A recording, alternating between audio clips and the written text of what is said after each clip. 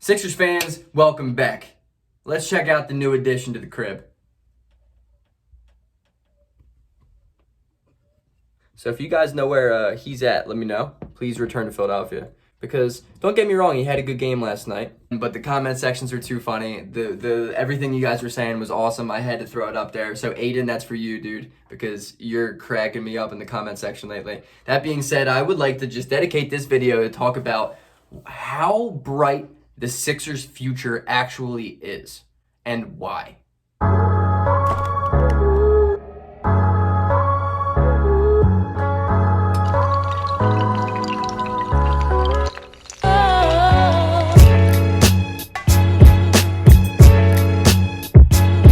So I know the last video I uploaded was kind of an instant reaction to the James Harden trade to Brooklyn, and I was more so upset with Philadelphia not pulling the trigger. At that time, I didn't know exactly what the package that was asked from Philadelphia was regarding what it would take to get James Harden. So I didn't really know everything. I even made that video before Oladipo was even involved in the trade.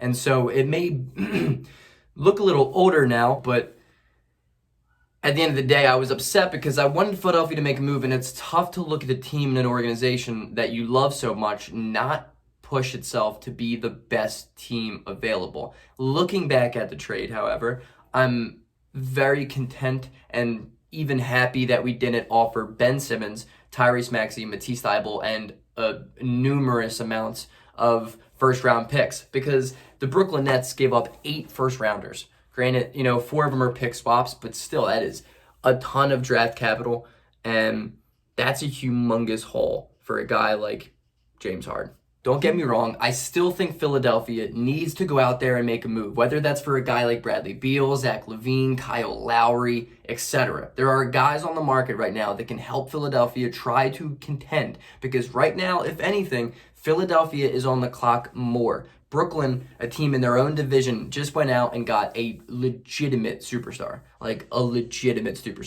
And now they have a trio of KD, James Harden, and Kyrie Irving. And I understand that there's only one basketball, but there are 3 superstars. And history shows more times than not, big threes work. But that all being said, Philadelphia still has a huge, bright future, and last night was a prime example as to why. Now, I would like to start off by saying Joel Embiid, our star MVP player right now, had 9 points in 23 minutes last night. Ben Simmons only had 10. The guy had a triple-double, but that's our 2 best players giving us 19 points, and I'm happy saying that, and I'm saying that because we blew out the Miami Heat with our 2 best players giving us less than 20 points combined.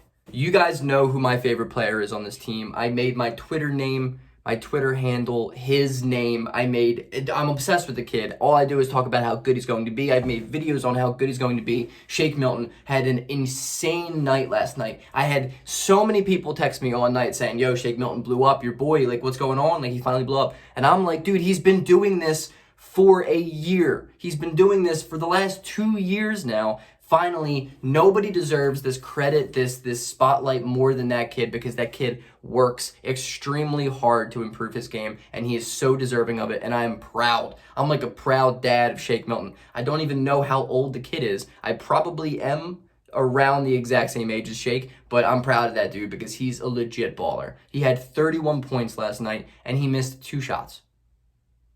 The guy is the most efficient dude sometimes, and when his shot is falling, he's unbelievable. Unbelievable. His playmaking has improved vastly since last year, and his playmaking has been on display for the past couple of games. I saw a stat that he's averaging like 24 a game in the last 3 games, and he's averaging it on 27.7 minutes. He's not even putting up a lot of minutes. He is a 6th man of the year candidate for sure. For sure. He's seriously the most underrated and underappreciated guy on the entire team. Sixers fans understand how good he is, but people on other fan bases just don't get how good Shake Milton is. They see that 39 points against the Clippers last year and say, oh, it's a fluke, but it's not. This is what Shake Milton does every night. And the thing is that I've been saying for the past 2 weeks, 3 weeks now is Shake Milton has been putting up points without even having his shot fall yet. He hasn't really been shooting well this year. And I said, just wait until this kid's shot finally starts to fall and he will become deadly. And that's exactly what he showed last night. That is exactly what he showed last night. He doesn't miss. The pace of play that he's at is on an extremely high level. The length, the way he gets into the paint, he's creative, and he is so strong. He is literally becoming an elite possible scoring guard. Defensively, he's even improved since last year, and that was my biggest gripe with him. Even in the preseason, he got bullied kind of. But this year, as soon as the season started, he has been much better on the defensive end as well. His natural ability to get to the rim and score and be crafty and score in the mid-range off the pick and roll is borderline elite. He is a borderline future elite scorer. And he's really, really efficient, and he's good. And this is why I don't think it's crazy to say, if given a bigger opportunity, if given a bigger role in a starting lineup, honestly, I don't know about Ben Simmons. I don't even want to talk about that. But if given a bigger role and more minutes, Shake Milton has serious all-star potential in his career. I'm not saying this year. Maybe next year, but Shake Milton has all-star potential in his bag. The second reason has got to be Tyrese Maxey. Talk about efficient last night. He was amazing. And it's becoming that I don't even know what to do at this point, because all I do is praise how good Tyrese Maxey has been this year in every single video. I made a video 2 weeks ago, before Maxey had his 39-point performance, and I said Tyrese Maxey is a future all-star. I think he's the biggest steal in the draft, and I think he's an extremely advanced player for his age and talent, really. He's really, really good. I got some kind of hate on that until 2 days later he drops 39, and the video starts to get some love. It's about time. I'm not just making these things up. I genuinely research and put a lot of thought and effort into these videos I make. So when I say I think someone's going to be good, I hate to be the one to say it, but I think they're going to be good. I don't just make that video for clickbait. I make that video because it is what I believe. What I believe in Tyrese Maxey before everyone else saw was he just has a very advanced mindset of the game. He understands basketball at a very high level. He doesn't play like a rookie. He plays like this is his third, fourth year in the league. But when his skills are going to match that mindset, match that mentality, he's going to just be unstoppable. Unstoppable. He gets to the rim with ease. Doesn't matter who's on the court on either team.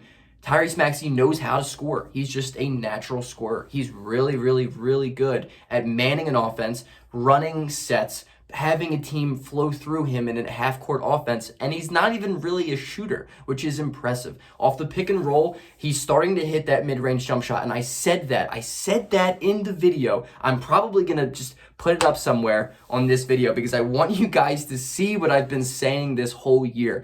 Tyrese Maxey, if he can get off of a pick and roll with Embiid or Dwight Howard and consistently hit that mid-range jump shot, doesn't even have to be a three, that is going to expand his offense and our team's offense to the 10th degree. And that's exactly what it's doing. Tyrese Maxey is playing with the big boys now, and it's not like he's folded. If anything, he has been better.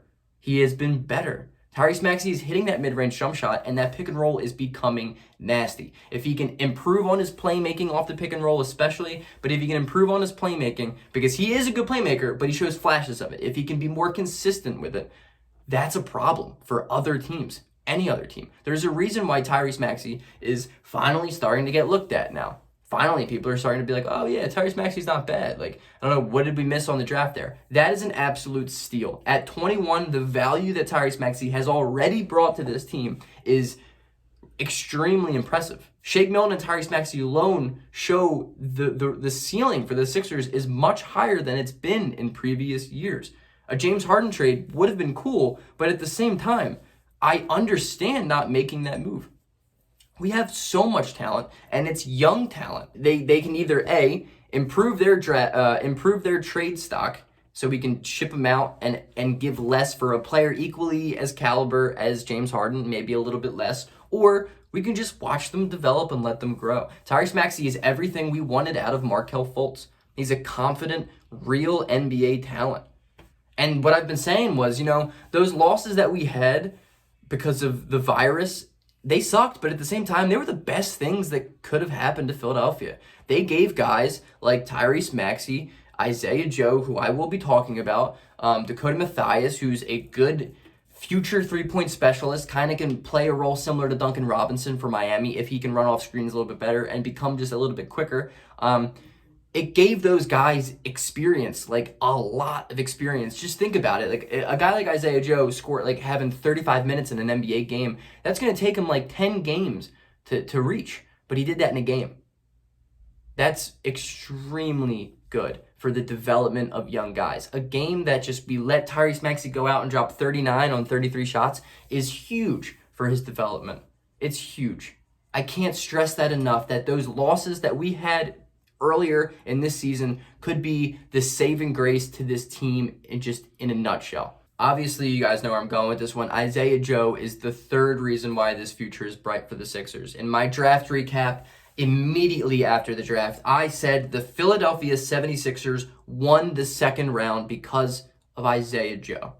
I like Paul Reed too, but he's not there yet, and Isaiah Joe is exactly what I have expected him to be. I made a video saying that, and in the comments, you can go back to the video, I have Jazz fans saying, oh, what's up with your man Isaiah Joe? Like, Isaiah Joe hasn't done anything. 2 days later, everyone goes down with the virus. Isaiah Joe comes out, and it's his coming out party, and since then, Isaiah Joe has genuinely solidified himself a role for the Philadelphia 76ers. And the thing is, there's a lot of potential in this guy. There's a lot of potential in this guy. He has absolute limitless range. I said that in the draft video. This man has Hall of Fame limitless range. And his a quick shot. It's a beautiful shot. It's smooth, and you think it's going in every time he shoots it. And the thing about Isaiah Joe, because we had to have him play a lot of minutes in games because other guys are out, is he's not afraid to shoot the ball in clutch times. That three that he had to put us in overtime against Miami the game before last night is huge. It's huge. And I'm not even getting on the part of it's huge for his just development of his game and his confidence. The guys are feeling good. The younger kids are feeling good. And that's huge for just their genuine development throughout the years. Isaiah Joe has sky-high potential, and I say that because right now he is so incomplete as a player, and he's still producing at an NBA level, a consistent NBA level, and a good NBA level. He can't really dribble that well. He can't really create his own shot off of the dribble yet. However, he still scores the basketball. And the bigger he gets is the stronger he'll get. And right now he's way too undersized. The stronger he'll get, the quicker he'll get. If he physically can get better, if he can physically get stronger and faster, that's going to improve his dribbling skills, and that is just going to open up the entire game to him. Right now, he's a three-point specialist who shows flashes of other things.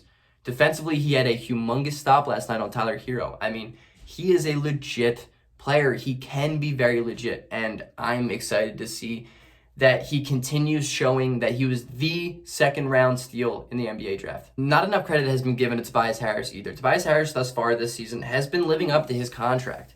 Granted, I still wouldn't pay him $180 million, but he's been playing extremely well. And that's a thing that I said as soon as we got Doc Rivers. I think it was a pretty known thing around the NBA world is Doc Rivers is the guy that can bring talent out of Tobias Harris. If anybody's going to get Tobias Harris to be the best him, it's Doc Rivers. And part of me now kind of sees like, okay, that was a really calculated move on the Sixers organization to bring in a guy to max out your max guys.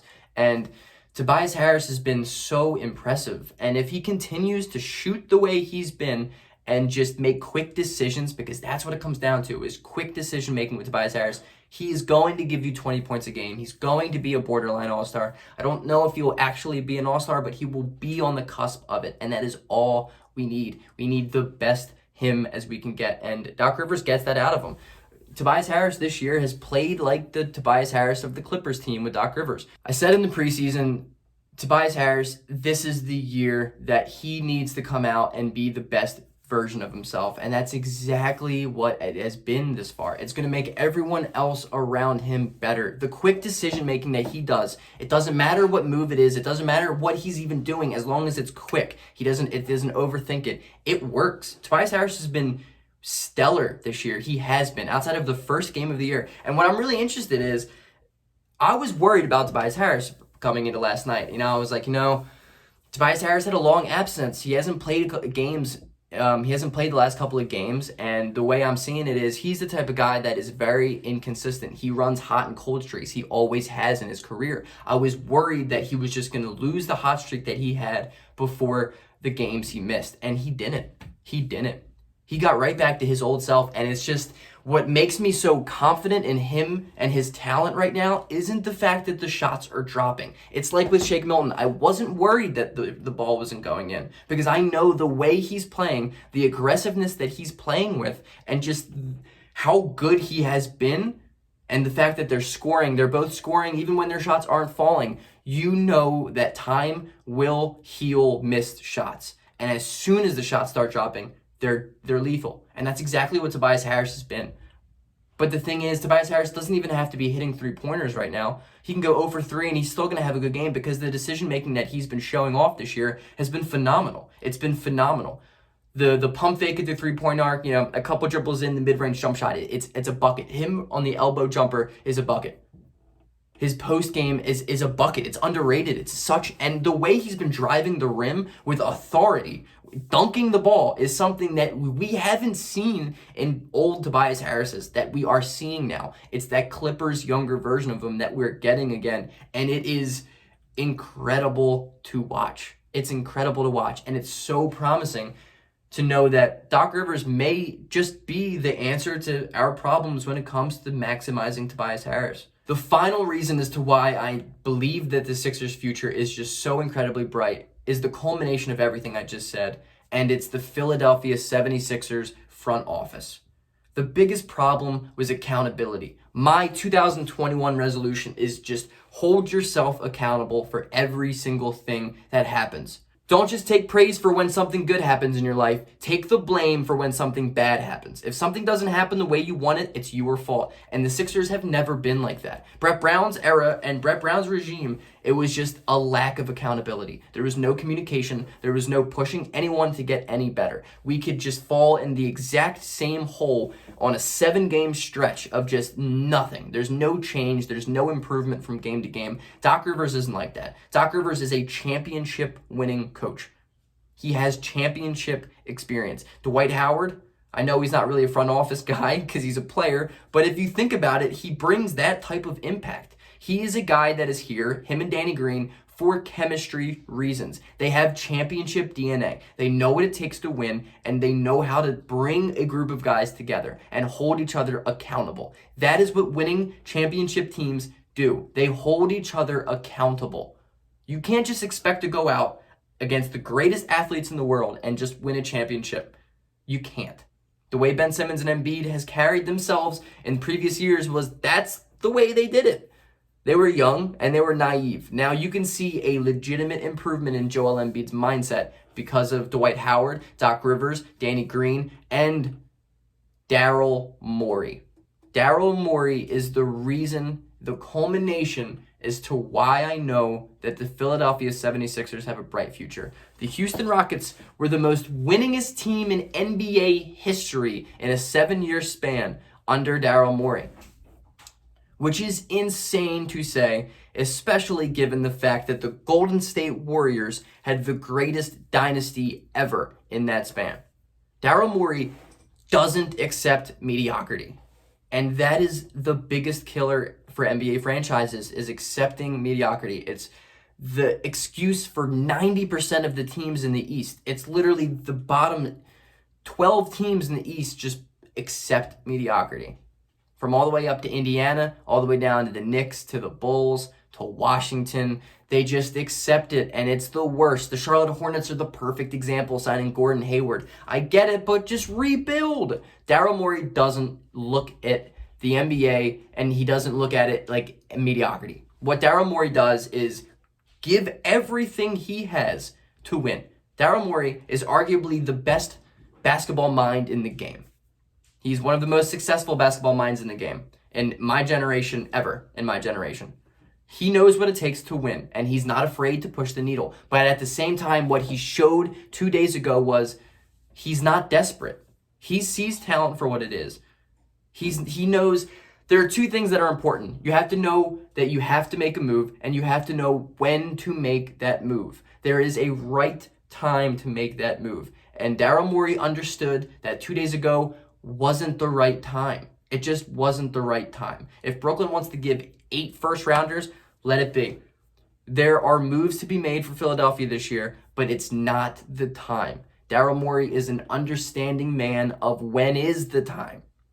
I believe in this guy, and I would do just the level of happiness that I can say is we have Daryl Morey as our president of basketball operations instead of the Colangelos and Elton Brand. We still have Elton Brand, but what is he doing? And maybe it wasn't even Elton Brand's fault that we did half the stuff that we did under his reign.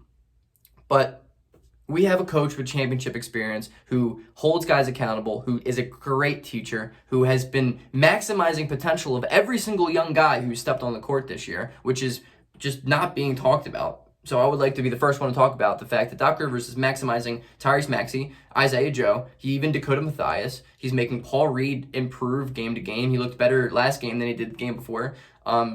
Just throughout the entire team, we're looking better. We have made Joel Embiid an MVP, and that is why, more than anything in this world, I'm happy. Philadelphia, we deserve this.